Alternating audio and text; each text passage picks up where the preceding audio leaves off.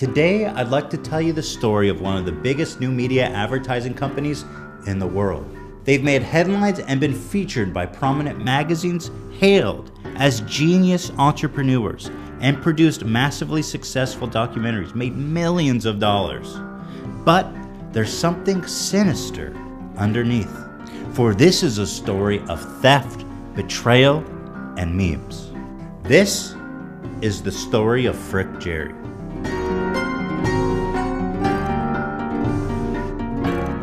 Of course, the company is not actually known as Frick Jerry. It's the other four-letter word that starts with an F that I can't say. But I'd like this video to appear in people's feeds, so from now on, I'm going to be calling them Frick Jerry to avoid getting a mature rating on this video.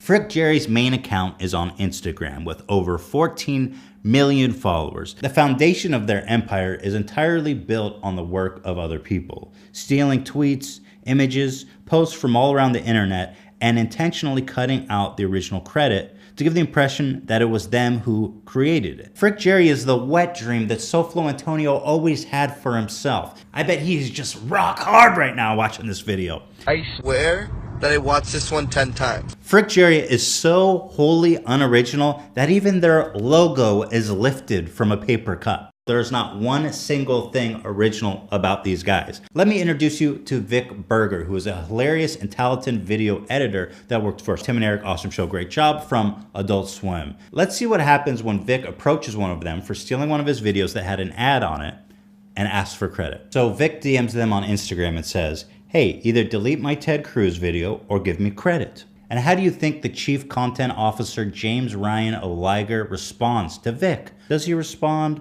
with apology? Does he respond by offering to share in the revenue that was gleaned using his work? Let's see.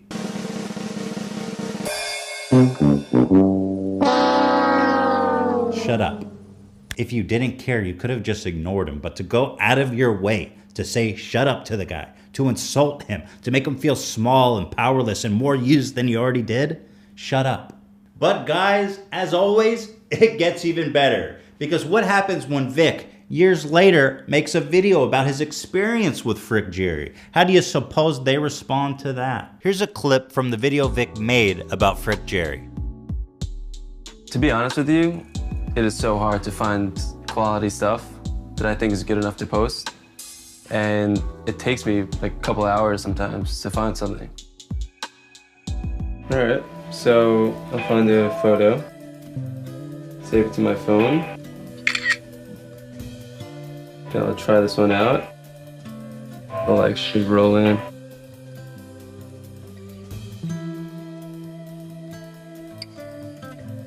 It's just a lot easier. It's just a lot easier. Yes, they DMCA copyright striked Vic's video. You've got to appreciate the irony of a company that has built itself on stealing the content of others. Yet when someone else uses their content fairly, legally, well, we just can't have that now, can we?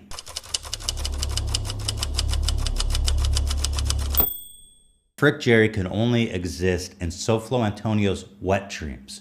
But they're slicker and they're smarter than SoFlo. They've gone through the trouble of legitimizing themselves, making them look like these brilliant meme comedians, really. Only last year, they won Best Meme Parody Account with the Shorty Awards. Now, I don't know why they call it the Shorty Awards. Maybe it's because they're the short bus of award ceremonies. But be that as it may, watch this.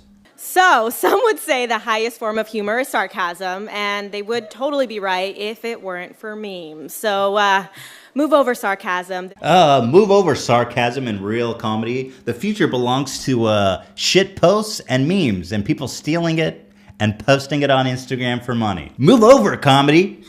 It's meme time. Move over sarcasm. The future belongs to the parody accounts and meme creators whose punchy humor makes us laugh.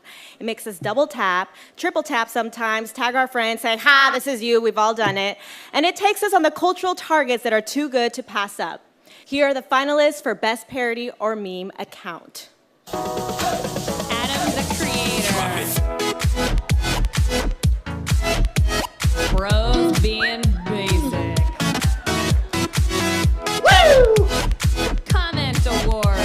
comedy! Woo-hoo! Daddy issues. Daddy issues! Jerry. I tell you what, I would pay not to be nominated for this award. Let's pause for a moment here. On the nominee, Frick Jerry, if tomato is a fruit, wouldn't that make ketchup a smoothie? Wow, that's their entry. Well, if I recall, I mean, this is an old joke. It goes back a long ways. Like, here's an example, by the way, from 2013 on Quora. If tomato is a fruit, is ketchup a tomato smoothie? So even the entry for best parody account is actually stolen. Ha, this is you. We've all done it. If you're somebody that cares about comedy, I cannot imagine a more horrific insult than being nominated for Best Meme Parody Account by the Shorty Awards. And the Shorty Award for Best Parody or Meme Account goes to... And the Short Bus Award goes to... Oh, I can say this without getting in trouble. Jerry!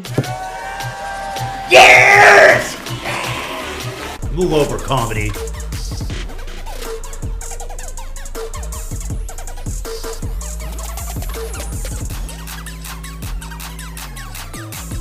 Look how thrilled everyone is for him.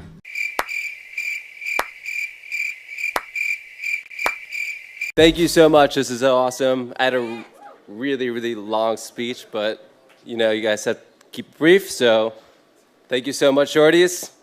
Thank you, everybody. Freeze frame. This charismatic and eloquent young man is Elliot Tabili, the owner and founder of Frick Jerry. Elliot's so used to taking every shortcut possible in life that he tries exiting off the wrong side of the stage. Well, it didn't work out this time. We need to appreciate that he went for a high five. The other guy was motioning to the other side of the stage. It's a minor gaffe, but I feel honored bound to at least point it out. It is kind of a joy.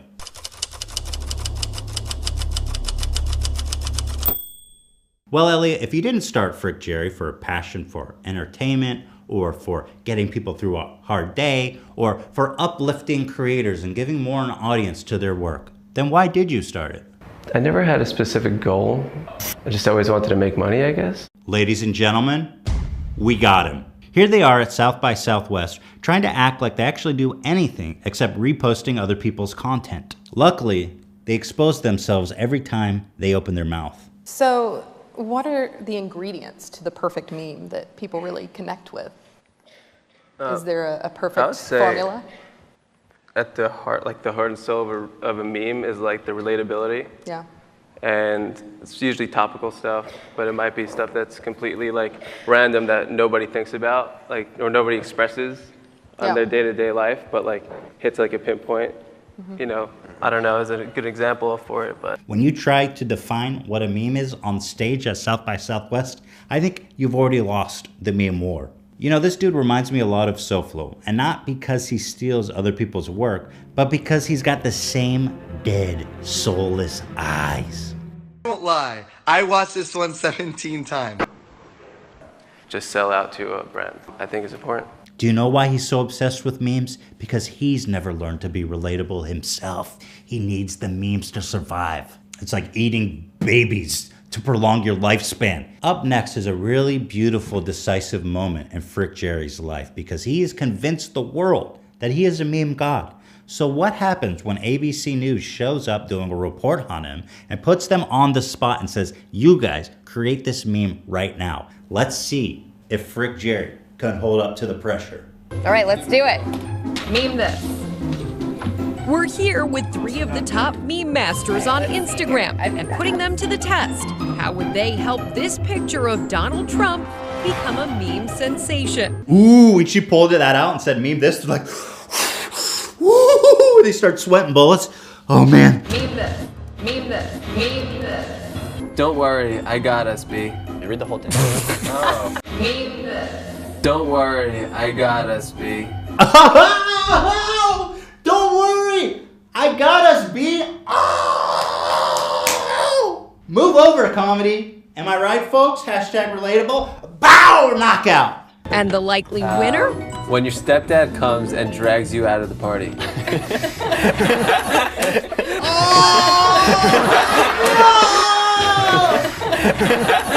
Your stepdad comes and drags you out of the party? Yeah! I actually have a couple ideas for that meme I'd like to pitch to you. Tell me what you think. That face when Instagram cracks down on copyright theft. Anyone? Big laughs? Big lols? One more. That face when everyone unfollows Frick Jerry. Feels bad, doesn't it? Big laughs though. Huge laughs.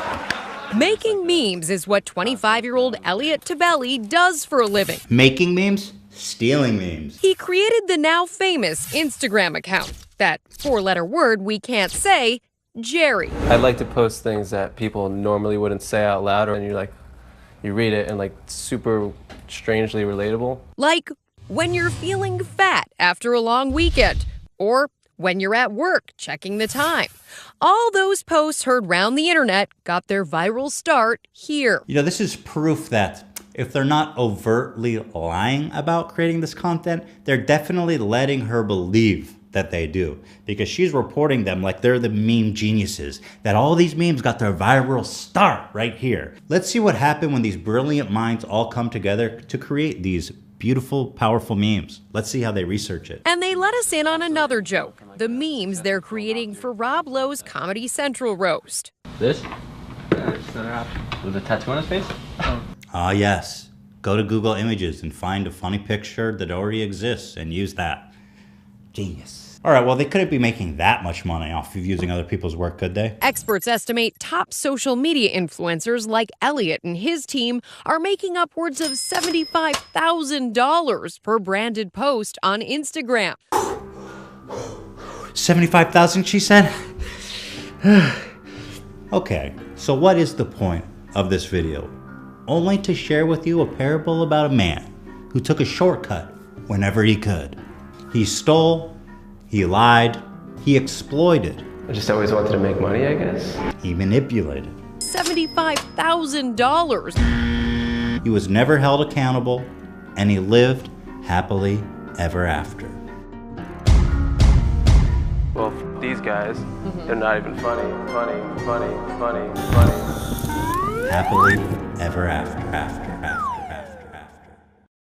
Or did they? Because there's actually now a movement called Frick Jerry, which is a band of comedians that have been exploited and used by these guys that are pushing back and urging people to unfollow Frick Jerry. This is backed by comedians such as Tim Heidecker, Vic Berger, Patton Oswalt, John Mulaney, Whitney Cummings, Colin Hanks, Amy Schumer, Natasha Rothwell, Bobby Moynihan, Julie Klossner, just to name a few. Since the recent backlash against Frick Jerry, they've archived hundreds of Instagram posts, and Tabelli has released a statement. I know I've made enemies over the years for using content and not giving proper credit and attribution to its creators. In the early days of Frick Jerry, there were not well-established norms for reposting and crediting other people's content, especially in meme culture. Oh, well, that's just a license to steal. But Your Honor, I didn't know stealing was wrong. Instagram was still a new medium at the time, and I simply didn't give any thought to the idea that reposting content could be damaging in any way. Maybe when you started it, that's an excuse, but when you have ABC News in your office, trying to study the meme masters and they're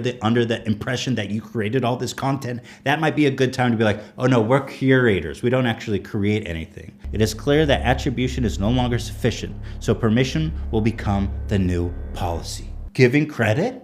Getting permission? I mean, these are really thoughtful, visionary guys to do this now in 2019. We want to apologize to anyone who feels we have wronged them in the past. We want to do the right thing by creators by seeking permission and giving them the credit they deserve. And also to writing checks to all the people we've ripped off and made money off their content. Oh wait, he didn't write that because they're not planning on doing that. Just sell out to a brand. I think it's important. In short, my friends, remember this simple message. Frick Jerry. And also, move over comedy. This is you, we've all done it. Thank you guys so much for watching. Now please allow me to put an ad on a video that I actually own. And if you don't want the Frick Jerrys of the world tracking everything you do on the internet, then you're gonna want ExpressVPN. When you're in public using your data, there's a bunch of shady ass frickin' Jerrys out there who are trying to steal your credit card information, your social security number, your browsing data, your passwords. It's not safe out there. And that's why I use ExpressVPN. ExpressVPN encrypts your internet data, preventing others from sniffing your information when you're using a public Wi-Fi network. Why is ExpressVPN the best, you ask? Well, I'll tell you. They've got the fastest speeds. VPN has server locations in 94 countries, giving you plenty of options to choose the speediest one closest to you. They've got an app for every device: Windows, iOS, Android, Mac, Linux, a router. You got it, they got you covered. Easy to use, you connect in just one click. ExpressVPN is less than $7 a month and you get a 30-day money-back guarantee. So if you don't feel more safe, more clean, you ain't got those frick Jerrys peeking in your shorts, trying to take a peek at things that don't belong to them, then you get your money back. It's a no risk, it's all win, baby. So go to expressvpn.com/H3H3 and take back your privacy today with ExpressVPN. And find out how you can get 3 months for free by clicking the link in the description. Thank you so much for sponsoring us. Thank you guys so much for watching. Papa bless. We'll see you next time. Ta-ta.